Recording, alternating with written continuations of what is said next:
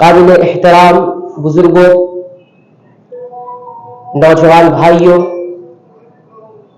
پیارے بچوں اور جہاں جہاں تک میری آواز پہنچ رہی ہے محترم سننے والوں، خطبہ مسنونہ کے بعد آپ حضرات کی خدمت میں قرآن حکیم کے دو مختلف سورتوں سے دو مختلف آیات کریمہ تلاوت کی گئی۔ اسی طرح نبی کریم صلی اللہ علیہ وسلم کے دو جامع فرمان جو کہ صحیح البخاری اور صحیح مسلم کے اندر موجود ہے وہ بھی آپ کے سامنے رکھے گئے۔ اس حوالے سے آج آپ حضرات کی خدمت میں ماہ شعبان جو کہ شروع ہو چکا ہے، آ چکا ہے، اس مہینے کے تعلق سے چند باتیں آپ حضرات کی خدمت میں رکھنی ہے۔ دیکھیے، دو چیزیں ایسی ہیں جو رب العالمین قبول نہیں فرمائیں گے۔ پہلی چیز، دین کے اندر عبادت کے نام پر، اجر و ثواب کے نام پر کوئی چیز گڑ لی جائے، بنا لی جائے اللہ سے قرب حاصل کرنے کے لیے، اجر و ثواب کی غرض سے، اور دین میں وہ ہے نہیں، تو رب العالمین سے قبول نہیں فرمائیں گے۔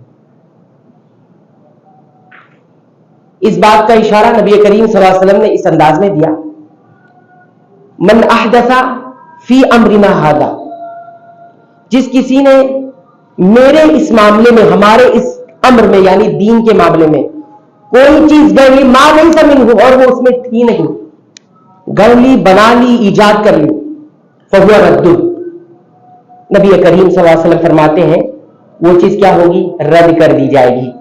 رد کا مطلب ای مردود، یعنی وہ لوٹا دی جائے گی، جو کرے گا اس کی طرف لوٹا دی جائے گی، قابل اجر و ثواب نہیں بنے گی۔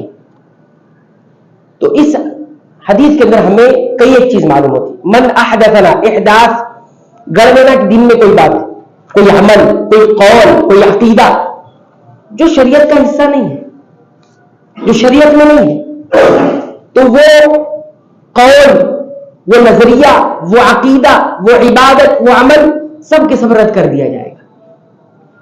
یہاں تک تو ان لوگوں کی بات ہوئی جو گڑھ لیتے ہیں، بنا لیتے ہیں، دین میں ہوتا نہیں، تو ان کے ساتھ یہ وعید ہے۔ لیکن بالکل یہی وعید ان لوگوں کے لیے بھی ہے جو گڑھتے نہیں ہیں، انہوں نے گڑھا نہیں، اپنے سے کیا نہیں ہے، بلکہ پہلے سے گڑھا ہوا تھا اور وہ عمل کر رہے تھے۔ وہ کیا کر رہے تھے؟ عمل کر رہے تھے۔ اس کا بھی رد کیسے ہوا؟ صحیح مسلم کے اندر روایت موجود ہے، اللہ کے نبی صلی اللہ علیہ وسلم فرماتے ہیں، حضرت عائشہ رضی اللہ تعالیٰ عنہ راویہ ہے، فرماتی ہے من عمل عملا، جس کسی نے کوئی عمل کیا، یہاں پر گڑھنے کی بات نہیں، عمل کیا، ما لیس منہ، لیس علیہ امرنا، جس پر ہمارا دین نہیں تھا، ہماری بات نہیں تھی اس پر، یعنی دین کے اندر کوئی ایسا عمل کیا، ما لیس علیہ امرنا، جس پر ہماری دلیل نہیں تھی، ہمارا معاملہ نہیں تھا، ہمارا دین نہیں تھا، ہم نے کہا نہیں، ہم نے کیا نہیں، فہو رد، وہ بھی رد ہو جائے گا۔ تو دو گروہ، ایک گروہ دین گڑھنے والا ہے اور ایک گروہ جو دین کے گڑھی ہوئی چیزوں پر عمل کرنے والا ہے، دونوں لوگوں کا انجام کیا بتایا گیا؟ فہو رد، وہ رد ہو جائے گا۔ تو نہ تو دین میں کوئی عمل گڑھنا ہے، اپنے طور پر بنانا ہے اور اسے رائج کرنا ہے، اور نہ ہی بغیر علم کے ان چیزوں پر عمل کرنا ہے۔ یعنی گویا یہ بتایا جا رہا ہے کہ عبادات کے معاملے میں اللہ سے قرب حاصل کرنے کے لیے اور اجر و ثواب کی نیت سے کوئی عمل کرنے سے پہلے جو ہے ہمیں رکنا ہے، ہمیں یہ دیکھنا ہے کہ یہ ہے کہ نہیں شریعت، اللہ سے اللہ کے قرب اس کے ذریعے حاصل کیا جاتا ہے کہ نہیں کیا جاتا ہے۔ تو یہ دونوں سخت وعید ہے جو ہمیں ہمیشہ اپنے سامنے رکھنی ہے، بغیر علم کے عمل نہیں اور گڑھی ہوئے چیزوں پر عمل نہیں کیا جانا چاہیے۔ اب آتے ہیں اس مہینے کے تعلق سے کچھ باتیں یاد رکھتے ہیں۔ اسلامی مہینوں کے اندر 8ویں نمبر پر یہ مہینہ آتا ہے، شعبان کا مہینہ، رجب اور رمضان کے درمیان یہ مہینہ ہوتا ہے، اس کا نام شعبان ہے۔ شعبان کا معنی عربی زبان میں ہوتا ہے پھیل جانا، بکھر جانا، منتشر ہو جانا۔ اس مہینے کو شعبان کیوں کہا جاتا ہے؟ بہت ساری وجوہات اہل علم نے بیان کی ہے کہ اس کی کچھ وجوہات ہے اس مہینے کو شعبان کیوں کہا جاتا ہے۔ ایک تو یہ کہا جاتا ہے کہ سخت گرمی کے مہینے میں عرب کیا کرتے تھے، اس مہینے میں اپنے قبیلے سے، اپنی جگہ سے جہاں وہ رہتے وہاں سے پانی کی تلاش میں نکل جاتے، بکھر جاتے، گروہ گروہ ٹولیوں میں، کچھ کوئی ادھر نکل گیا، پانی کی تلاش میں، پانی نہیں ہوتا، تو یہ جو بکھر جاتے، پھیل جاتے اس مہینے کے اندر، کیونکہ گرمی پڑتی تھی، پانی کی قلت ہوتی، اس وجہ سے تو پھیل جاتے تھے، بکھر جاتے تھے، منتشر ہو جاتے تھے، اس وجہ سے اس مہینے کو کیا کہہ دیا گیا؟ شعبان کہہ دیا۔ میں اس کے نام کی ایک وجہ تسمیہ جسے کہا جاتا ہے، نام کی وجوہات کیا ہے وہ بیان کی، اور بھی بہت ساری وجوہات ہیں، میں نے ایک ہی وجوہات آپ حضرات اس میں بیان کی۔ اب آئیے اس بات پر طرف چلتے ہیں کہ اس مہینے کی کوئی فضیلت ہے، کوئی خصوصیت رب العالمین نے، محمد رسول اللہ صلی اللہ علیہ وسلم نے اسے عطا کی ہے، تو وہ دیکھ لیتے ہیں۔ تو چند روایت جو اس تعلق سے بالکل صحیح سند کے ساتھ، صحیح روایتوں کے ساتھ جو ہے ثابت ہے، وہ میں پہلے بیان کر دوں، اس کے بعد خصوصیت کی جو اس تعلق سے اس مہینے کے بارے میں آئی اس کو بھی ذکر کریں گے۔ تو اہل علم یہ کہتے ہیں کہ نبی کریم صلی اللہ علیہ وسلم اس مہینے کے ساتھ جو آپ صلی اللہ علیہ وسلم کا تعامل تھا، آپ صلی اللہ علیہ وسلم کا معاملہ تھا، اس کے چند احوال ہیں، چند حالتیں ہیں، اس کو سمجھ لیجیے۔ دیکھیے، ہم کبھی بھی دین کے معاملے میں اپنے سوال کو کیا کریں؟ صحیح کرنا ہے۔ سوال کیسے صحیح کرنا ہے؟ کسی بھی تعلق سے ہمیں سوال کرنا ہے تو پہلے سوال یہ آنا چاہیے کہ اس تعلق سے رسول اکرم صلی اللہ علیہ وسلم کی تعلیمات کیا ہے، یہ سوال آنا چاہیے۔ رسول اکرم صلی اللہ علیہ وسلم کی تعلیمات کیا ہے، آپ کا عمل کیا ہے کسی بھی چیز کے بارے میں، یہ سوال جب صحیح ہو جائے گا تو سارے مسائل بھی صحیح ہو جائیں گے۔ پھر بتانے والا آپ کو جب بھی کچھ بتائے گا تو آپ پوچھیں گے کہ یہ آپ نے بتایا رسول اکرم صلی اللہ علیہ وسلم کا عمل ہے، رسول اکرم صلی اللہ علیہ وسلم نے یہ بات کہی ہے، تو پھر آپ کو صحیح جواب مل جائے گا، آپ صحیح صرف میں آپ چلے جائیں گے۔ لیکن آپ کا سوال یہ ہوگا کہ فلاں کیا کرتے تھے، فلاں کا عمل کیا تھا، تو پھر جواب آپ کو صحیح نہیں مل سکے گا، کیونکہ رسول اکرم صلی اللہ علیہ وسلم کے بارے میں جب کوئی بات بیان کی جائے گی تو آپ کو پھر اس میں تحقیق کرنی پڑے گی کہ یہ بات واقعی میں ہے کہ نہیں ہے، کیونکہ آپ معمولی شخصیت کے بارے میں تو نہیں سوال کر رہے۔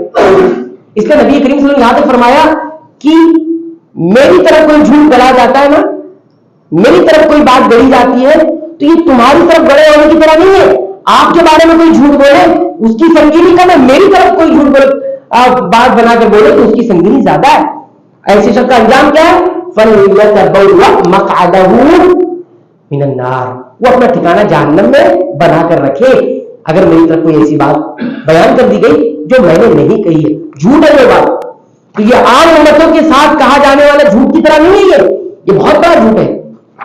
تو یہ سوال صحیح کر لینا چاہیے۔ تو ہم یہی سوال کو جواب اس طرح دے رہے ہیں کہ نبی کریم صلی اللہ علیہ وسلم کا تعامل، معاملہ اس مہینے کے ساتھ جو ماہ شعبان کہلا رہا ہے کیا ہے، یہ سوال صحیح ہو جائے گا تو جواب بھی صحیح آپ کو ملے گا۔ تو پہلی روایت دیکھیے جو صحیح روایت ہے، صحیح بخاری کے اندر موجود ہے، صحیح مسلم کے اندر بھی موجود ہے۔ اب چونکہ جمعہ کا جو موقع ہوتا ہے یہ ہمارے پاس محدود وقت ہوتا ہے، اور ساتھ ہی ساتھ یہ واعظ اور نصیحت اور یاد دہانی کا موقع ہوتا ہے، یہاں پر بہت ساری تفصیل آپ حضرات کی خدمت میں نہیں بیان کی جا سکتی، اور جسے تفصیل جاننا ہو اور جاننا بھی چاہیے وہ کسی اور وقت میں بیٹھے اور تعلیم کی نیت سے بیٹھے تو انشاءاللہ اسے مکمل جواب دیا جائے گا۔ لیکن یہاں پر چونکہ یاد دہانی ہوتی ہے، ایک تنبیہ ہوتی ہے، اور اسی طرح ایک تذکیر کا معاملہ ہوتا ہے، یاد دلانا مقصود ہوتا ہے، اس لیے یہاں پر باتیں کچھ اشاروں میں کی جاتی ہے، کچھ تفصیل میں کی جاتی ہے۔ تو پہلا حال کیا تھا نبی کریم صلی اللہ علیہ وسلم کا، وہ دیکھیے حضرت عائشہ رضی اللہ تعالی عنہا جو ام المؤمنین ہے فرماتی ہیں ما رأیت رسول اللہ صلی اللہ علیہ وسلم استکمل صیام شہر قط الا رمضان، کہ میں نے نبی کریم صلی اللہ علیہ وسلم کو نہیں دیکھا کہ آپ صلی اللہ علیہ وسلم نے کسی بھی مہینے کے روزے مکمل کبھی بھی رکھے ہو, ادا کیے ہو, سوائے رمضان کے, سوائے رمضان کے. مکمل مہینہ اگر نبی کریم صلی اللہ علیہ وسلم نے روزہ رکھا ہے تو وہ ایک ہی مہینہ ہے, وہ رمضان کا مہینہ ہے جو فرض روزے ہے. بقیہ تمام مہینوں میں آپ صلی اللہ علیہ وسلم نے مکمل روزے نہیں رکھے. اور آگے یہ بھی فرماتی ہے وما رأیتہ فی شہر, اور میں نے آپ صلی اللہ علیہ وسلم کو بھی کبھی نہیں دیکھا کسی بھی مہینے میں اکثر صیاما منہ فی شعبان, کہ آپ صلی اللہ علیہ وسلم نے کثرت سے روزے رکھے ہو فی شعبان, سوائے شعبان کے مہینے میں. یعنی اس مہینے میں آپ صلی اللہ علیہ وسلم کا ایک حال یہ تھا کہ کثرت سے آپ روزہ رکھتے ہیں, مہینوں کے اکثر دنوں میں, اس مہینے کے اکثر دنوں میں آپ روزے سے ہی رہا کرتے تھے. یہ ایک احوال کا ہمیں پتا چلا. اور صحیح بخاری کی روایت میں اس طرح سے الفاظ زیادہ ہے, کان یصوم شعبان کلہ, آپ صلی اللہ علیہ وسلم شعبان کے پورے مہینے میں روزہ رکھتے تھے. تو مفہوم اس کا وہی ہے کہ پورا مہینے سے مراد یہ ہے کہ اکثر دنوں میں روزے رکھ لیا کرتے تھے. اور ایک مسلم کی روایت, صحیح مسلم کی روایت میں اس طرح سے الفاظ ہے کان یصوم شعبان الا قلیلا, کہ شعبان کے مہینے میں روزہ رکھتے تھے مگر تھوڑا, یعنی تھوڑا چھوڑ دیتے, باقی روزہ رکھتے, یعنی آخری دنوں میں روزہ ترک کر دیتے, صوم ترک کر دیتے, پھر رمضان کے مہینے میں داخل ہو جاتے. تو یہ ایک حال ہو گیا. دوسرا حال دیکھیے, یہ بھی حضرت عائشہ رضی اللہ تعالیٰ عنہ روایت کرتی ہے, یہ سنن ابی داؤد کے اندر موجود ہے, اس کو بھی محدثین نے صحیح روایت قرار دیا ہے. حضرت عائشہ فرماتی ہے کان احب الشہور یا کان احب الشہور الی رسول اللہ صلی اللہ علیہ وسلم, کہ نبی کریم صلی اللہ علیہ وسلم کو کہ نزدیک سب سے محبوب ترین مہینوں میں جو مہینہ تھا ان یصوم شعبان, کہ آپ اس میں روزہ رکھیں, وہ شعبان کیا تھا, شعبان تھا. اور پھر ثم یصلہ برمضان, پھر آپ صلی اللہ علیہ وسلم اس مہینے کو رمضان سے ملا دیتے, یعنی روزہ رکھتے جاتے, پھر کچھ چھوڑ کے پھر رمضان مبارک کے مہینے میں داخل ہو جاتے. تو اس طرح سے یہ بھی معلوم ہوا کہ نبی کریم صلی اللہ علیہ وسلم کو روزہ رکھنے کے لیے سب سے محبوب ترین کسی مہینے کو سمجھتے تھے تو وہ شعبان کو سمجھتے تھے. یہ دوسرا حال ہے. تیسری حالت دیکھیے, یہ ام سلمہ رضی اللہ تعالیٰ عنہ بیان کرتی ہے, اور یہ روایت سنن نسائی میں, سنن ترمذی میں موجود ہے, اور محدثین نے اس روایت کو بھی صحیح کہا ہے, حسن درجے کی روایت ہے. کہتی ہے ما رأیت رسول اللہ صلی اللہ علیہ وسلم یصوم, آپ صلی اللہ علیہ وسلم کو میں نے نہیں دیکھا کہ آپ روزہ رکھتے ہو شہرین متتابعین, مسلسل 2 مہینے کا, الا شعبان و رمضان, مگر شعبان اور رمضان کے. یعنی اب کثرت سے روزہ رکھیں گے تو آدمی کو کیا لگتا ہے کہ دونوں مہینے آپ نے ملا دیا ہے, کثرت سے کنٹینیو روزہ رکھے جا رہے ہیں. تو اس روایت کا مفہوم بھی وہی ہے جو پہلی روایت کا ہے. اب آئیے تیسری روایت پر. یہ روایت بھی جو ہے سنن ابی داؤد کے اندر موجود ہے. اس میں نبی کریم صلی اللہ علیہ وسلم کے بارے میں فرمایا لم یکن النبی صلی اللہ علیہ وسلم یصوم من السنة شهرا تاما الا شعبان كان يصله برمضان. کہتے ہیں نبی کریم صلی اللہ علیہ وسلم سال کے کسی مہینے میں روزہ نہیں رکھتے تھے, مکمل روزہ رکھ لیں سوائے شعبان کے, یعنی کثرت سے اس میں روزہ رکھتے تھے اور پھر رمضان میں داخل ہو جاتے تھے, یعنی اکثر دنوں میں آپ صلی اللہ علیہ وسلم روزے رکھا کرتے تھے. تو یہ چند روایات آپ کے حضرات کی خدمت میں جو رکھی گئی ہے, اس میں زیادہ تر تعلق آپ کو کیا نظر آ رہا ہے, روزے کا نظر آ رہا ہے. اور ایک روایت میں اس طرح سے آیا ہوا ہے کہ نبی کریم صلی اللہ علیہ وسلم سے پوچھا گیا کہ آپ صلی اللہ علیہ وسلم شعبان کے مہینے میں یہ کثرت سے روزہ کیوں رکھتے تھے, وجہ, لیکن کوئی اس کا کوئی الگ معنی نہ نکال لے اور کچھ الگ چیزیں نہ گڑھ لے, کیا وجہ تھی. تو نبی کریم صلی اللہ علیہ وسلم کے بارے میں یہ بتایا گیا کہ نبی کریم صلی اللہ علیہ وسلم نے فرمایا کہ یہ وہ مہینہ ہے جس میں لوگ تھوڑا غافل ہو جاتے ہیں. اس سے پہلے حرمت والے مہینے میں سے کون سا مہینہ آتا ہے, رجب آتا ہے, اور پھر اس کے بعد رمضان آ جاتا ہے. تو رمضان میں بھی لوگ تھوڑا مشغول رہتے ہیں, رجب میں بھی مشغول رہتے ہیں, اور یہ مہینہ بیچ میں آ جاتا ہے تو غافل ہو جاتے ہیں. تو کہتے اس وجہ سے میں اس میں روزے رکھتا ہوں. اور ایک چیز یہ بھی بتایا گیا کہ اس مہینے میں بندوں کے اعمال پیش کیے جاتے ہیں, سالانہ اعمال پیش کیے جاتے ہیں اللہ تعالیٰ. ٹھیک ہے, سالانہ اعمال. دیکھو اللہ رب العالمین کے یہاں بندوں کی رپورٹ پیش ہوتی ہے. کچھ رپورٹ اعمال کی وہ ڈیلی کی ہوتی ہے, کچھ رپورٹ ہفتے کی ہوتی ہے, کچھ رپورٹ جو ہے مہینے کی ہوتی ہے, اور کچھ رپورٹ جو ہے سال کی ہوتی ہے, اور ایک رپورٹ پوری زندگی کی ہوتی ہے جو مرنے کے وقت پیش کی جاتی ہے. جب انسان مرتا ہے پوری رپورٹ پہنچ جاتی ہے. تو یہ ساری رپورٹ, تو سالانہ رپورٹ جو ہے اس میں پیش ہوتی ہے. تو نبی کریم صلی اللہ علیہ وسلم نے فرمایا کہ جب میرے اعمال بدل کیے جائیں اور وہاں پر پیش کیے جائیں تو میں روزے کی حالت میں کیا رہوں, रोजे की हालत में रहो। तो इस वजह से एक वजह ये बयान की गई है। अब आइए माह शाबान के ताल्लुक से ज़ईफ मौजू जो रिवायत गढ़ के बनाई गई, जैसे कि पहले भी जिक्र कर दिया गया कि इस वो तमाम बातें जो गढ़ ली जाती हैं और बना ली जाती हैं, तो उस पर तंबीह होना जरूरी है, ताकि हम ऐसी रिवायतों और ऐसी बातों के चक्कर में आकर अपने दीन को बर्बाद न कर लें, अपने अमाल को बर्बाद न कर लें। क्योंकि नबी करीम सल्लल्लाहु अलैहि वसल्लम ने फरमाया और हुआ रद्दुन, ऐसी चीज रद्द कर दी जाएगी जिस पर हमारा हुक्म ही नहीं था।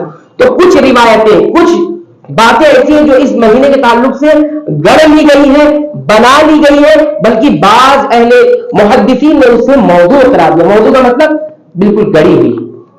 ठीक है, तो आइए एक तरतीब से हम उसको देखते हुए चलते हैं। तो पहली एक रिवायत है जिसमें बारे में ये बताया गया, अनस रज़ी अल्लाह तआला रावी हदीस से कि नबी करीम सल्लल्लाहु अलैहि वसल्लम से पूछा गया कि माह रमजान के बाद किस माह का रोजा अफजल है? तो आपने इरशाद फरमाया माह रमजान की ताज़ीम करते हुए, माह रमजान की ताज़ीम करते हुए माह शाबान में रोजा रखना अफजल है। यह रिवायत भी नबी करीम सल्लल्लाहु अलैहि वसल्लम से साबित नहीं है, क्योंकि जो बातें नबी करीम सल्लल्लाहु अलैहि वसल्लम से मंसूब करके कही जाएगी तो उसको साबित करना पड़ेगा, उसको साबित करना पड़ेगा कि वाकई मुहद्दिसीन ने और जो इस फन के माहिर है उसको साबित करते हैं कि नहीं करते, बताते हैं कि नहीं, ये वाकई नबी करीम सल्लल्लाहु अलैहि वसल्लम ने कहा है कि नहीं कहा। तो एक रिवायत ये भी है जो गढ़ ली गई है, और भी कई एक रिवायत है। एक रिवायत तो इसमें ये भी बयान की गई है कि नबी करीम सल्लल्लाहु अलैहि वसल्लम ने यहां तक फरमाया कि ये जो रजब का महीना है ना, ये अल्लाह का महीना है। रजब का महीना किसका महीना है? अल्लाह का महीना है। और शाबान जो है ये मेरा महीना है, और जो रमजान है वो मेरी उम्मत का महीना है। ये रिवायत भी आपको सामने लाकर बहुत सारी आपको इबादतों पर लगाया जाएगा कि रजब जो है ये अल्लाह का महीना है, और शाबान जो है ये मेरा महीना है, और रमजान जो है मेरी उम्मत का महीना है। तो ये भी मौजू रिवायत में मुहद्दिसीन ने इसको मौजू करार दिया, यानी गढ़ी हुई रिवायत करार दिया। नबी करीम सल्लल्लाहु अलैहि वसल्लम से ऐसी कोई बात साबित नहीं है। और आप तफसील जाने तो इंशाअल्लाह मुलाकात करें हमसे, हम इसकी तफसील आपको दे देंगे। उसके बाद आते हैं इस महीने के ताल्लुक से कुछ बिदआत गढ़ ली गई है, बना ली गई है, और ज्यादातर जो बिदआत का ताल्लुक किससे है? इस महीने की 15वीं तारीख से, 15वीं शाबान से। किससे है? 15वीं शाबान से। बहुत सारी इबादतें इसी के इर्द गिर्द घूमती है, तो जिसको हम बिदआत कहते हैं। बिदआत इसलिए कहते हैं क्योंकि ये चीज ना तो नबी करीम सल्लल्लाहु अलैहि वसल्लम से साबित है, ना तो सहाबा किराम से साबित है। तो जो चीज वहां साबित नहीं होगी वो बिदआत की कैटेगरी में चले जाएगी। हजरत उमर रज़ी अल्लाहु अन्हु कहते थे कुल्लु बिदअतिन दलाला, हर बिदअत गरी हुई बात ये जलालत होती है। सुन्नत के मुकाबिल में किया गया अमल और किया गया कौल, कहा गई कही हुई बात और कहा हुआ अकीदा, ये सब बिदअत कहलाता। व इन रआहा अन्नासु हसनतन, गरचे सारे इंसान उसको अच्छा समझ रहे हो, भले ही कितनी अच्छी लग रही हो, लेकिन अगर वो सुन्नत के मुकाबिल में है तो क्या होगी? वो बिदअत होगी, वो गुमराही होगी। इसी तरह अब्दुल्लाह इब्न मसऊद रज़ी अल्लाहु अन्हु सहाबी रसूल है, वो फरमाते हैं कि इत्तबिउ, तुम इत्तिबा करो, यानी रसूल अकरम सल्लल्लाहु अलैहि वसल्लम की सुन्नतों को जिंदा करो, उसे उस पर अमल करो, इत्तिबाए सुन्नत करो। वला तबतदिउ, बिदअत इजाद कर करके उस पर अमल मत करो, थका लोगे, अपने आप को कुछ मिलेगा नहीं। वला तबतदिउ फक़द कुफीतुम, सिर्फ इतना करोगे कि इत्तिबाए सुन्नत करोगे, बाकी और बिदअतों के पीछे नहीं पड़ोगे, उसको नहीं करोगे, तो यही तुम्हें काफी हो जाएगा। अलैकुम बिल अम्रिल अतीक, और जो पुराना मामला है ना, सहाबा किराम ने जिसको किया, जिसको इबादत समझा है, उसी को किया करो, बाकी और चीजों के पीछे मत पड़ो, वरना क्या होगा? गुमराही में पड़ जाओगे। तो ये कहने के बाद हम ये देखते हैं 15वीं शाबान की मखसूस बिदअत क्या क्या है। हम बिदअत इसीलिए कह रहे हैं कि ये चीज साबित नहीं है। पहली बिदअत, इस महीने के अंदर 15 शाबान की रात में यह बताया जाता है कि 12 रकातें नमाज पढ़ना है। कितनी रकात नमाज पढ़ना है? 12 रकातें नमाज पढ़नी है, और हर रकात में 30 दफा सूरह इखलास पढ़ना है। अब कोई ऐसा पढ़ लिया, अब देखिए ये देखिए 12 रकातें पढ़नी है, हर रकात में 30 दफा जो है सूरह इखलास पढ़नी है। और तो कहते हैं जो ये पढ़ लेता है, क्या कर लेता है? पढ़ लेता है, तो उस शख्स को मरने से पहले पहले जन्नत में उसका ठिकाना दिखा दिया जाता है। जन्नत का ठिकाना दिखा दिया जाता है।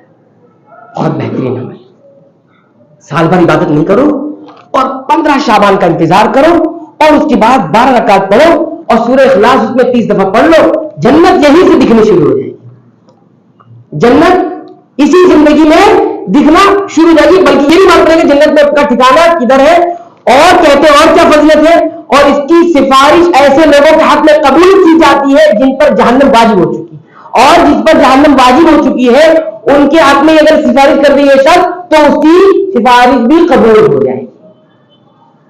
بہترین ہے, بہت بہترین ہے. تو یہ بالکل مخصوص بدعت ہے, اس کو گڑھا گیا ہے, اہل علم نے یہی کہا ہے. دوسری بات یہ بات جو ہے فرمائی جاتی ہے, بتائی جاتی ہے کہ جس آدمی نے درجن 5 راتوں کو جاگ کر عبادت کی تو اس شخص کے لیے جنت واجب ہو گئی. کیا ہو گئی؟ جنت واجب ہو گئی. کیا ہے وہ 5 راتیں کون سی ہے؟ نمبر 1 ذوالحجہ کی 8ویں 9ویں 10ویں. ذوالحجہ مہینے کی 8ویں رات, 9ویں رات, 10ویں رات, یہ 3 رات ہوگی. 4تھی رات عید الفطر کی رات, اور 5ویں رات 15 شعبان کی رات. یہ 5 راتوں میں جس نے جاگ کر عبادت کر لی جنت واجب ہو گئی. یہ بھی بدعات میں سے ہے. اس کو بھی اہل علم نے کہا یہ ثابت نہیں ہے, بالکل گڑی ہوئی موضوع ہے. تیسری بات جو عام طور سے بیان کی جاتی ہے, آپ سن لیں اس کو تاکہ آپ کے سامنے حجت تمام ہو جائے. یہ روایت حضرت عائشہ رضی اللہ تعالیٰ عنہا کے حوالے سے بیان کی جاتی ہے. وہ فرماتی ہے کہ میں نے ایک رات رسول اللہ صلی اللہ علیہ وسلم کو اپنے حجرے میں موجود نہ پایا. میں آپ کی تلاش میں نکل پڑی. اچانک میں نے آپ کو مدینہ منورہ کے بقیع نامی قبرستان میں دیکھا کہ آپ نے سنا کہ آپ نے اپنا سر مبارک آسمان کی طرف اٹھایا ہوا ہے, اور آپ نے مجھے فرمایا کہ کیا تمہیں یہ ڈر تھا کہ اللہ اس کے رسول تم پر ظلم کریں گے؟ میں نے جواب عرض کیا میں نے گمان کیا کہ آپ اپنی بیویوں میں سے ازواج مطہرات میں کسی کے پاس تشریف لے گئے, اس لیے میں آپ کے پیچھے پیچھے. آپ نے ارشاد فرمایا اللہ تعالیٰ 15 شعبان کی رات کو آسمان دنیا پہ نزول فرماتے ہیں اور قبیلہ کلب کی بکریوں کے بالوں سے بھی زیادہ لوگوں کو معاف فرماتے ہیں. بکریوں کے بالوں سے بھی زیادہ لوگوں کو معاف فرماتے ہیں. اس روایت کو بھی محدثین نے کیا کہا قرار دیا ہے؟ موضوع قرار دیا ہے. یہ اس کو بھی ضعیف قرار دی, یہ بھی کوئی چیز ثابت نہیں ہے. چوتھی روایت پر آتے ہیں جو اس مہینے کے تعلق سے اور 15 شعبان کے تعلق سے, یہ حضرت علی رضی اللہ تعالیٰ کے حوالے سے بیان کی جاتی ہے. فرماتے ہیں کہ رسول اکرم صلی اللہ علیہ وسلم نے فرمایا کہ جب 15 شعبان ہو تو اس کی رات کو قیام کرو اور دن میں روزے رکھو, کیونکہ اللہ رب العالمین اس رات غروب آفتاب کے وقت, آفتاب یعنی سورج غروب ہوتا ہے ڈوبتا ہے, اس وقت آسمان دنیا پر نزول فرماتے. کون نزول فرماتے؟ اللہ رب العالمین. اور یہ آواز لگاتے ہیں. کیا آواز لگاتے ہیں؟ کوئی مغفرت کا طالب ہے, جو مغفرت چاہنے والا ہے, میں اسے اس کو مغفرت عطا کر دوں. کوئی رزق کا خواہش مند ہے تو میں اسے رزق سے نواز دوں. کوئی مشکل میں گرفتار ہے میں اسے عافیت سے سرفراز کر دوں. اور یہ جو ندا ہوتی ہے, آواز ہوتی ہے, طلوع فجر تک جاری رہتی ہے. پوری ڈیوٹی اللہ کی انہوں نے لگا دی ہے. اس روایت کو بھی اہل علم نے کہا کہ موضوع ہے, ضعیف ہے. اسی طرح 5ویں روایت کو دیکھیں, یہ بھی حضرت علی رضی اللہ تعالیٰ عنہ کے حوالے سے بیان کی جاتی ہے. فرماتے ہیں رسول اکرم صلی اللہ علیہ وسلم نے ارشاد فرمایا شب برات کے دن کا روزہ گزشتہ 60 سالوں اور آنے والے 60 سالوں کے روزے کے برابر اجر رکھتا ہے. کب کا روزہ؟ شب برات. شب برات اسی رات کو کرا دے 15 شعبان. شب برات, ابھی دیکھیے نام بھی کیا ہے, شب برات. نہ تو شب عربی زبان میں ہے نہ تو برات ہے. شب برات اگر یہ لفظ ہوتا تو لیلۃ البرات ہوتا. لیلۃ البرات کی کوئی بھی اصطلاح موجود نہیں ہے شریعت کے اندر. لیلۃ البرات شب مانے رات ہوتا ہے, تو عربی میں بھی اس طرح کی بات ہے ہی نہیں کہیں. اور عربی کا اگر اس کا عربی جو دیکھیں جہاں سے موضوع بڑھی گئی ہے تو وہاں بھی لیلۃ النصف شعبان لکھا ہوا ہے. لوگوں نے کچھ ترجمہ کرنے والے نے شب برات کہا ہے, برات کی رات. تو دیکھیے اس میں کیا فضیلت ہے, اس میں 60 سالوں اور آنے والے سال, پچھلے 60 سال آپ نے روزہ رکھ لیا اس کے برابر اجر مل رہا ہے, اور اس کے بعد 60 سال روزہ اور آپ رکھیں گے 120 سال کے آپ ہو جائیں گے. 120 سال کے آپ روزہ رکھنے کے برابر آپ کو پورا اجر مل جائے گا. یہ بھی موضوع روایات ہے. اس کے بعد یہ 6ٹھی روایت پر یہ روایت جو ابو موسیٰ اشعری رضی اللہ عنہ کے حوالے سے بیان کی جاتی ہے. فرماتے ہیں کہ آپ صلی اللہ علیہ وسلم نے فرمایا اللہ تعالیٰ ماہ شعبان کی 15ویں تاریخ کو بندوں کی طرف جھانکتے ہیں. کیا کرتے ہیں؟ جھانکتے ہیں. اور مشرک یا پھر کینہ پرور دل میں کینہ رکھنے والے شخص کے لیے تمام مخلوقات کو کے علاوہ تمام مخلوقات کو بخش دیتے ہیں. یعنی مشرک کو اور جو کینہ دل میں رکھتا ہے اس کو بخشتے نہیں ہے, اور باقی تمام مخلوقات کو بخش دیتے ہیں. تو یہ روایت بھی موضوع روایت ہے. سنن ابن ماجہ کے اندر موجود ہے. یہ بھی روایت موضوع ہے, غلط ہے. نبی کریم صلی اللہ علیہ وسلم منسوخ کر کے کہنا یہ جرم کہلائے گا, یہ بہت سنگین جرم کہلائے گا. 7ویں روایت پر آتے ہیں اس مہینے میں جو روایت بیان کی جاتی ہے یہ بھی اسی 15ویں شعبان کے ارد گرد گھومتی ہے. وہ دیکھیے رسول اکرم صلی اللہ علیہ وسلم نے ارشاد فرمایا کہ جو شخص 15ویں شعبان کی رات میں 100 رکعتیں پڑھتا ہے, اس میں کیا تھا, آپ نے 12 رکعتیں دیکھا تھا, یہاں پر کیا ہے 100 رکعتیں پڑھتا ہے, اللہ تعالیٰ اس کی طرف 100 فرشتے بھیجتا ہے. کتنے فرشتے؟ 100 فرشتے. 30 اسے جنت کی خوشخبری سناتے ہیں اور 30 فرشتے اسے دوزخ سے بچاتے ہیں. 30 فرشتے کیا کر رہے ہیں؟ جنت کی خوشخبری دینے کے لیے آتے ہیں. 30 فرشتے اسے دوزخ سے بچاتے ہیں اور 30 اسے دنیاوی بلاؤں سے محفوظ رکھتے ہیں. کتنے ہو گئے؟ 90 ہو گئے. اور جبکہ 10 فرشتے اسے شیطان کے مکر و فریب سے محفوظ رکھتے ہیں. ایک دن کرو, پورا سال جو ہے ٹینشن سے مکت ہو جاؤ. یہ روایت بھی ضعیف ہے. ایسی بہت ساری روایتیں ہم اگر آپ کو فہرست بتائیں تو بہت لمبا ہو جائے گا, وقت بھی ختم ہو جائے گا, صحیح بات آپ حضرات کی خدمت میں آئے گی نہیں. تو ہماری ذمہ داری یہ ہے کہ اس طرح کی فیبریکیٹڈ چیزیں, بنائی ہوئی چیزیں, اور یہ آج ہم نے قرار دی, یہ غلط ہے. ہم نے آج اس کو قرار دی کہ صحیح ہے.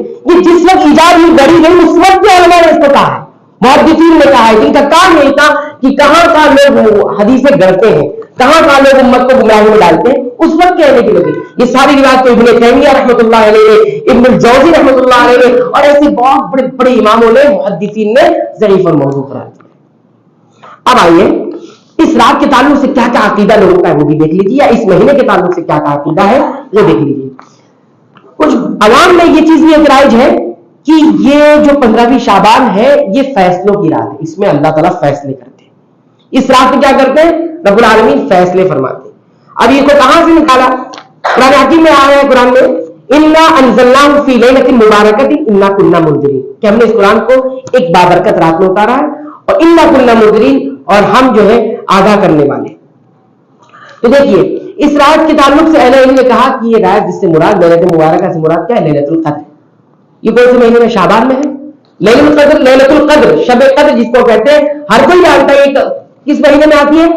رمضان کے مہینے میں. رمضان کے مہینے کا تعلق ہے, شعبان میں اس کا کوئی تعلق نہیں. لیکن گڑنے والوں نے کہا کہ قرآن حکیم سے اگر گڑیں گے یا اس کو بیان کر, بعض علماء نے اس کو اس مہینے کی یا دوسرے مہینے کی راتوں سے بیان کیا, لیکن وہ صحیح بات نہیں ہے. صحیح بات جو اہل علم نے کہی ہے وہ یہی ہے کہ اس رات سے مراد جس میں قرآن حکیم نازل کیا گیا وہ شب قدر کی لیلۃ القدر ہے جو رمضان المبارک کے مہینے میں آتی ہے. تو یہ فیصلوں کی رات اسے کہا جاتا, تو یہ بھی انتہائی غلط بات ہے. دوسری چیز, اس مہینے میں لوگ یہ کہتے ہیں کہ روحوں کی آمد ہوتی ہے. روحوں کی آمد کیا ہوا؟ عوام میں بڑی چیز رائج ہے. قرآن حکیم میں یہ فیصلہ کیا گیا وَمِن وَرَائِهِمْ بَرْزَخٌ إِلَىٰ يَوْمِ يُبْعَثُونَ, جو مر جاتا ہے اس کے درمیان ایک برزخ ہوتی, ایک آڑ, ایک پردہ ہو جاتا ہے. کب تک؟ جب تک اٹھایا نہ جائے, ان کو مبعوث نہ کیا جائے, یعنی قیامت والے دن آڑ ہو جاتا. کوئی ادھر سے ادھر نہیں جا سکتا, کوئی ادھر سے ادھر نہیں جائے گا. مومن اگر انتقال کرتا ہے اس کی روحیں علیین میں چلی جاتی ہیں, اور جو کافر اس کا انتقال ہوتا ہے تو وہ سجین میں چلی جاتی ہے, پھر وہاں سے کوئی واپس نہیں آتا. لیکن یہاں کیا کہتے ہیں؟ روحوں کی آمد ہوتی ہے. اب روحوں کی آمد ہوتی تو اس کو کیا کرنا ہے؟ کیا کرنا ہے؟ ان کے لیے جو کچھ پسند تھا اس کے لیے وہ تمام چیزیں کرنی. تو اس مہینے میں گھر کی صاف صفائی, سجاوٹ, کلر وغیرہ, یہ ساری چیزیں ہوتی ہیں, اور بہت ساری چیزوں کا اہتمام ہوتا ہے. بلکہ اسی کے اندر اور بھی چیزیں ہوتی ہیں جو عورتوں کو پسند ہے وہ سب آپ دیکھیں گے کہ یہ ساری چیزیں کہاں پر ہیں؟ ہندوؤں کی ہیں. میں صاف صاف کہتا ہوں, کس کے یہاں ہے؟ غیر مسلموں کے یہاں پر. یہ ساری چیزیں ان کی یہاں, یہ ساری چیزیں روح واپس آتی ہیں. اور بعض لوگوں نے کہا کہ کیا ہوتا ہے جب انسان مر جاتا ہے نا, تو مر جانے کے بعد کیا ہوتا ہے؟ اب اس کی روح نہ تو سجین میں جا رہی ہے نہ تو علیین میں جا رہی ہے, بھٹک رہی ہے. کیا کر رہی ہے؟ یہ ساری خیری ہو رہی ہے, بھٹک رہی ہے. اب بھٹک رہی ہے تو کچھ کرنا پڑے گا. تو اب کیا کرنا پڑے گا؟ اب اس کے لیے کچھ کرنا پڑے گا, وہ ہے کہ جو ہے جو کچھ اس کو پسند ہے وہ بنایا جائے, تیار کیا جائے, تقسیم کیا جائے. تو اس وجہ سے اب یہ کس کے پاس لے جائے؟ مولانا لوگ کے پاس لے جائے. مولانا صاحب جو دعا کریں گے تو روحیں جو بھٹک رہی تھی وہ بھٹکے گی نہیں, جہاں اس کا روزگار ہے وہاں چلی جائے گی. اور جب چلی جائیں گے تو وہ سب سامان جو ہے کون لے کے جاتا ہے؟ مولوی صاحب لے کے جاتے ہیں. مولوی صاحب کیا کرتے ہیں؟ لے کے جاتے ہیں. دیکھیے عیسائیت میں پاپائیت تھی, انہوں نے ایسی گمراہ کیا. اسی طرح جو ہے ہندوؤں کے اندر یہ برہمنیت تھی, انہوں نے اس طرح سے گمراہ کیا. اور مسلمانوں کے اندر ملائیت آ گئی, یہ لفظ ملائیت آ گئی ہے. ٹھیک ہے, تو انہوں نے بھی اس طرح سے گمراہ کیا, اس طرح کی چیز. اچھا, اس کے تعلق سے ایک واقعہ بھی بیان کیا جاتا ہے, بڑا دلچسپ واقعہ ہے. کیا واقعہ ہے؟ واقعہ یہ ہے کہ اس طرح کی باتیں تھی کسی گاؤں میں کسی کھیڑے میں کہ جو ہے روحیں بھٹکتی. تو ایک چودھری صاحب کا انتقال ہو گیا. چودھری صاحب کا جب انتقال ہو گیا تو اس کے گھر والے سب آئے ان کے پاس, مولانا صاحب کے پاس. تو مولانا صاحب سے کہا کہ بھائی ہم وہی کرنا چاہتے ہیں کہ ہم اپنی روحوں کو جو ہے خوش دیکھنا چاہتے ہیں. تو انہوں نے دعا کی. دعا کرنے کے بعد کیا کہا, سارا سامان تو رکھ دیا کھانے پینے کا. دعا کرنے کے بعد انہوں نے کہا کہ یہ روح نہیں جانا چاہ رہی. تو ابھی کیسے جائے گی؟ تو بولے کہ یہ فلاں فلاں چیز تھی, ایک بہترین گائے دودھ دینے والی اچھی تندرست, وہ پیش کرو. پھر پیش کیا, پھر وہ دعا کی آسمان کی طرف اٹھا کر, ہاتھ اٹھا کر, پھر کہنے نہیں جانا چاہ رہے. پھر کچھ اور چیزوں کا مطالبہ, پھر کچھ اور چیزوں کا, اسے 3 بار میں روحوں کو انہوں نے پہنچایا. پھر یہ ساری چیزیں لے کے چلے, یہ ساری چیزیں لے کے چلے گی. روح کی آمد ہوتی کہ سارا غیر مسلموں کا اسی کے زیر اثر یہ ساری چیزیں. اسی طرح دیکھیے اس مہینے میں خاص طور پر قبروں کی زیارت کی جاتی ہے. قبروں کی زیارت شریعت میں مشروع ہے, کی جانی چاہیے, قبرستان جانا چاہیے, لیکن اس کا 2 مقصد بتائے گئے, موت کی یاد اور آخرت کی یاد. یہ 2 مقصد سے ہی قبروں کی زیارت کر سکتے ہیں. اور یہ اللہ یہ کہ کسی کو اپنے مردوں کے لیے دعا کرنی تو بھی کبھی کبھار چلا جائے, لیکن مقصد 2 بتایا گیا ہے. فَإِنَّا تُذَكِّرُ الْآخِرَةَ, یہ تمہیں موت کی یاد دلائے گی اور آخرت کی یاد دلائے گی. اس کے لیے جب آپ کا دل دنیا کی طرف مائل ہونے لگے اور آپ کو موت سے جو ہے موت کی یاد آپ سے غافل ہو جائے, تو جب آپ کا دل گوارا کرے سہولت تو آپ چلے جائیں. لیکن خاص اس مہینے میں قبروں کی زیارت کی جائے گی تو یہ بدعت کہلائے گی. پھر رسول اللہ صلی اللہ علیہ وسلم کی اس پر کوئی دلیل نہیں ہے, کوئی اس طرح سے خاص کر کے نبی کبھی نہیں گیا. کچھ لوگ جمعہ کے دن زیارت کرتے ہیں, جمعہ کے دن قبروں کی زیارت کرتے. جمعہ کے دن خاص ہے قبروں کی زیارت کرنا, کیا مقصد ہے اس کے پیچھے؟ تو بہرحال زیارت قبور بھی, یہ بھی اس مہینے میں خصوصیت کے ساتھ کرنا یہ بھی بدعت ہے. اسی طرح اس مہینے میں ایک جو چیز آتی ہے وہ ہے حلوہ خوری. حلوہ کھایا جاتا ہے, اور دلیل کیا دی جاتی ہے؟ نبی کریم صلی اللہ علیہ وسلم کا جنگ میں دانت شہید ہو گئے. دانت کیا ہو گیا تھا؟ شہید ہو گیا تھا. اب جب دانت سامنے کے 2 ٹوٹ گئے تو آپ صلی اللہ علیہ وسلم نے کیا کیا؟ نرم چیز کوئی کھانی چاہیے, میٹھی چیز, تو ہم اس لیے کھاتے ہیں. تو آپ بتائیں یہ کس جنگ میں ہوا تھا؟ کس جنگ میں آپ صلی اللہ علیہ وسلم کی دانت ٹوٹ گئے تھے؟ بتا, جنگ احد میں. جنگ احد کب ہوئی ہے؟ شوال کے مہینے میں.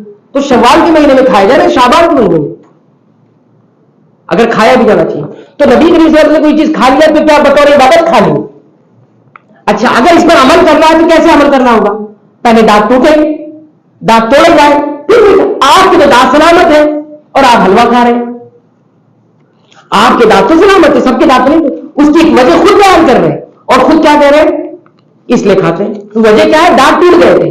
آپ صلی اللہ علیہ وسلم کے دانت ٹوٹے ہیں, آپ کو تکلیف ہوئی, جو سخت چیز نہیں کھا سکتے آپ صلی اللہ علیہ وسلم, تو آپ نے نرم چیز کھائی, میٹھی چیز کھائی, تو انہوں نے حلوہ خوری شروع کر دی. اس کی بھی ایک کہانی ہے, لیکن یہاں پہ کہانی ہونے کی جگہ نہیں کہ آپ کو کہانیاں بتائی جائے. یہ حوالے دیے جا رہے ہیں, اور جس کو مکمل جانکاری لینا, مکمل اس کے بارے میں علم لینا, تو انشاءاللہ ملاقات کر سکتے ہیں. یہ ساری باتیں وہاں پر. اسی طرح اس مہینے میں آتش بازیاں ہوتی ہیں, کمکمے, چراغ, اور اسی طرح جو ہے روشنیاں کی جاتی ہیں. آپ دیکھیں اس تعلق سے جو علماء نے کتاب لکھی ہے المنکرات کے نام سے, اس میں علماء یہ کہتے ہیں کہ مسجدوں میں خوشبو کی دھونی رکھنے کا, یعنی خوشبو لگانا اور لائٹیں لگانا. پہلے کے دور میں تو لائٹ نہیں تھی, تو کیا تھی؟ چراغ ہوتے تھے, روشنیاں ہوتی تھی, موم بتی قسم کو کوئی چیز ہوتی ہے, چراغ ہوتے, اس طرح کی چیزیں تھے, آگ ہوتی تھی. وہ آج تو اس کو لیٹسٹ ورژن اس کا آ گیا ہے, تو وہ بجلی سے چلتا ہے. تو بہرحال یہ کس لیے ہوتی تھی؟ کہتے ہیں کہ یہ سب سے پہلے اس کا رواج یحییٰ بن خالد برمکی نے ڈالا ہے. یحییٰ بن خالد برمکی خلیفہ وقت کا وزیر اور درباری تھا. اس کا مقصد مجوسیت کا کو زندہ کرنا تھا. مجوسیت جو آنکھ کی عبادت کرتی. ہماری عبادتوں میں آگ کہاں سے آ گئی؟ روشنی کہاں سے آ گئی؟ روشنی یہ خدا ہے, آنکھ ایک خدا ہے. مجوسیت یہ مانگتے, مجوسی یہ مانگتے. اس کو کس طرح سے مسلمانوں کو اللہ کی عبادت سے ہٹا کر اس عبادت کو لگایا جائے, وہ دھیرے دھیرے زہر ڈالتے ہیں. تو یہ ہے, یہ بدعت میں یہ ساری چیزیں ہوتی ہیں. اور دوسری مختلف خوبصورت بہانے کے چراغا کرو اور لائٹیں لگاؤ, گلیوں کو مہکاؤ اور گلیوں میں جو ہے اجالے کرو. تو آپ دیکھیے کہاں سے آیا ہے. اور آتش بازی وغیرہ بھی یہ ہندوؤں کی جیسے دیوالی ہے, اس میں یہ لوگ جو ہے لائٹ وغیرہ اور روشنیوں کا اہتمام کرتے ہیں. عیسائیوں کے کرسمس جو ہوتے ہیں اس میں یہ لوگ لائٹوں کا, اس میں ساری مشابہت پائی جاتی ہے. اسلام کے تہواروں میں اور عبادتوں میں آپ نے دیکھا، لیکن یہاں پر یہ بھی آتش بازی بھی ہوتی ہے، اور آتش بازی یہ خامخواہ جو ہے مال کا ضیاع ہے، وقت کا ضیاع ہے، اس میں کتنا مال خرچ ہوتا ہے۔ اور یاد رکھیں یہ اس میں بھی ہدایت دی گئی ہے کہ دشمن تو یہ لگانا چاہتا ہے آپ کو ان سب چیزوں پہ، دشمن کا تو پورا اس میں تو پورا سرمایہ لگا ہوا، یہ پورا سرمایہ لگا ہوا عبادتوں کے اندر، یہ تو اس لیے رائٹ کرتے ہیں کہ کرنے نہیں دیتے تاکہ ان کا جو کروڑوں کا بزنس ہے وہ اسی پر چل رہا ہے۔ اگر یہ عبادتوں کو اگر ہم رد کر دیں گے اور یہ عبادتوں کو اگر غلط کرا دے دیں گے تو یہ ہمارا اتنا بڑا بزنس چلے گا کیسے؟ ہاں اب آپ آنکڑے نکال لیجئے یہ خاص خاص مہینوں کے اندر جہاں یہ سب عبادتیں بدعات ہوتی ہیں اس میں ان کی کمائی کتنی ہوتی ہوگی، ٹھیک ہے۔ اسی طرح ایک آخری عبادت جو میں کہہ کر اپنی بات ختم کر دیتا ہوں، اس مہینے کے اندر ایک نماز پڑھی جاتی ہے، عربی والے کو اس کو صلاۃ الالفیہ کہتے ہیں جہاں سے گڑھ کی آئی ہے، اور اردو والے اس کو ہزاری نماز کہتے ہیں یا ہزارویں نماز کہہ دیتے ہیں، یہ بھی ادا کی جاتی ہے۔ اس کا طریقہ کیا بتایا گیا، یہ نبی کریم صلی اللہ علیہ وسلم منسوب کر کے یہ بات بتائی جاتی ہے کہ حضرت علی رضی اللہ عنہ سے آپ صلی اللہ علیہ وسلم نے ارشاد فرمایا، اے علی جس نے بھی 15 شعبان کی رات 100 رکعت نماز پڑھی اور ہر رکعت میں 10 بار سورہ فاتحہ اور سورہ اخلاص پڑھتا ہے تو کیا ہوتا ہے؟ پھر آپ نے فرمایا، اے علی جو شخص بھی ان نمازوں کو ادا کرتا ہے تو اللہ تعالیٰ اس بندے کی تمام حاجت پوری فرما دیتے ہیں۔ تمام حاجت کیا کر دیتے ہیں؟ پوری فرما دیتے ہیں۔ 5 وقت نماز پڑھنے سے حاجت پوری نہیں ہوتی ہے، کیا 5 وقت نماز پڑھنے سے حاجت پوری نہیں ہوتی؟ حاجت کس سے پوری ہوتی ہے؟ حاجت یہی 100 رکعت نماز پڑھنے سے، وہ بھی 15 شعبان کو۔ پھر ابن القیم جو ہے اس نماز کے بارے میں کہتے ہیں کہ علم حدیث کو سمجھنے والا جاننے والا ہر شخص جان سکتا ہے کہ کس طرح سے ایسی روایتیں دھوکہ دینے کے لیے کی جاتی ہے، اور بڑی حیرت ہے کہ یہ نماز کب ایجاد ہوئی ہے؟ اسلام میں 400 سال کے بعد بیت المقدس میں ادا کی گئی ہے یہ نماز، اور جب یہ رائج ہو گئی تو لوگوں نے اس کی فضیلت پر حدیثیں گڑھی۔ کیسے رائج ہوئی؟ دیکھیے امام مقدسی رحمۃ اللہ علیہ فرماتے ہیں کہ ہمارے یہاں بیت المقدس میں، ٹھیک ہے، بیت المقدس میں صلاۃ الرغائب اور صلاۃ شعبان، صلاۃ الرغائب یہ پچھلے مہینے میں بھی ہوئی تھی جس کا تذکرہ ہم نے اس وقت بھی کیا تھا، اور صلاۃ شعبان یہی صلاۃ الفیہ جس کو ہزارویں نماز کہتے ہیں کہ ہمارے اس کا کوئی تصور ہی نہیں تھا، ٹھیک ہے۔ یہ کب ایجاد ہوئی؟ 447 ہجری میں نابلس کے علاقے سے ابن ابی الحمراء ایک آدمی ہے، وہ بیت المقدس آیا، اور آنے کے بعد اس کی آواز بڑی اچھی تھی، اس نے کیا کیا؟ 15 شعبان کو یہ مسجد اقصی میں کھڑا ہو کر نماز پڑھنے لگا۔ آواز چونکہ اچھی تھی، بڑا بہترین قرآن پڑھ رہا تھا، اب قرآن بہترین پڑھ رہا تھا، لوگ اس کی آواز سے متاثر تو چلو سنتے ہیں، تو نماز کے لیے کھڑے ہو گئے اس کے ساتھ، ایسے چند لوگ اور کھڑے ہو گئے، سب کھڑے ہو گئے، اس طرح سے سب لوگ اس طرح نماز پڑھ لی۔ دوسرے سال پھر وہ آیا بیت المقدس، یہی عمل دہرایا، تیسرے سال پھر، چوتھے سال پھر، اس طرح سے یہ بڑھتے زور پکڑتی گئی، اور بعد کے لوگوں نے اس پر پھر حدیثیں کرنا شروع کی۔ ایک عمل پہلے عمل بناتے پھر حدیث گڑھی جاتی ہے، اور نبی کریم صلی اللہ علیہ وسلم منسوخ کر کے اس پر حدیثیں گڑھی، تو یہ صلاۃ الالفیہ کہلاتی ہے، ہزارویں نماز کہلاتی ہے۔ میں نے ان تمام بدعات کا، خرافات کا ذکر میں نے اشاروں میں کیا ہے۔ یہ ساری باتیں اگر آپ کو جاننی ہے، سیکھنی ہے، کیونکہ بغیر علم کے عمل کریں گے تو نصارہ کی طرح کیا ہو جائیں گے؟ گمراہ کہلائیں گے، ضالین کہلائیں گے۔ سورہ فاتحہ کے اندر رد کیا جاتا ہے کہ بغیر علم کے، یعنی بغیر کتاب و سنت کے کوئی عمل نہیں کیا جائے، کوئی قول نہ مانا جائے، کوئی عقیدہ نہ بنایا جائے بغیر کتاب و سنت کے، علم کے۔ تو اور علم کے بعد پھر عمل نہ کرنا یہ یہودیت ہے، اور اس کے بعد علم کے بغیر عمل کرنا یہ نصرانیت ہے۔ تو یہ چند باتیں ہم نے آپ حضرات کی خدمت میں رکھی اس مہینے کے تعلق سے۔ اب فیصلہ میرے اور آپ کے ہاتھ میں، ہم کس طور پہ اس مہینے کے ساتھ تعامل کرتے ہیں، معاملہ کرتے ہیں۔ جن لوگوں کو حق سمجھ میں آتا ہے اس حق کو اپنائیں اور دوسروں تک پہنچائیں، بتائیں کہ یہ ساری چیزیں غلط ہے۔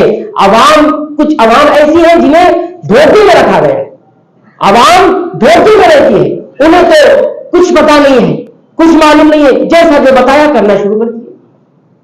ایک مسلمان کا یہ وتیرہ نہیں ہے، قابل اعتماد، قابل اعتبار، دین پسند، اور اسی طرح دین پر پسند، تقوی طہارت والے علماء کے ربط میں رہے۔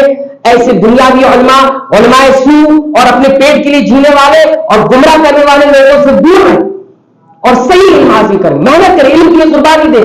بیٹھے بیٹھے علم نہیں آتا، صحابہ کرام نے بڑی جدوجہد کی، تب انہیں علم آیا، تب ان کے پاس عقیدہ آیا، تب ان کے پاس عمل آیا، تب انہیں یہ عظمتیں ملی۔ ہمیں بیٹھے بیٹھے یہ عظمتیں نہیں مل سکتی۔ علم کے لیے ٹائم، باقی سب کے لیے ٹائم ہے، علم سیکھنے کے لیے ٹائم ہے۔ علم سیکھنے کے لیے وقت نہیں ہوگا تو گمراہی آپ کے پاس خود چل کر آتی ہے۔ گمراہی کیا ہوتی ہے چل کر آتی ہے. لہذا ان تمام چیزوں سے بچیں, اتباع سنت کریں, بدعتوں سے بچیں, اور جس چیز کی جتنی فضیلت ہے اتنا ہی ثابت رکھیں, اتنا ہی اس کے ساتھ معاملہ کریں. رب العالمین سے دعا ہے کہ یہاں جو باتیں کی گئی ہیں اگر اس میں کوئی کمی, کوئی کوتاہی, کوئی نقص, کوئی غلطی رہی ہو, رب العالمین میرے نفس و شیطان کی جانب سے ہو گئے, رب العالمین تو اسے معاف فرما دے, درگزر فرما دے, اور جو باتیں حق ہیں کتاب و سنت کے مطابق, رب العالمین ان تمام باتوں کو ہمیں سمجھنے کی توفیق عنایت فرما, اس پر غور و فکر کرنے کی توفیق عنایت فرما, اور اس کے مطابق عمل کی توفیق عنایت فرما. آمین. وآخر دعوانا الحمد للہ رب العالمین.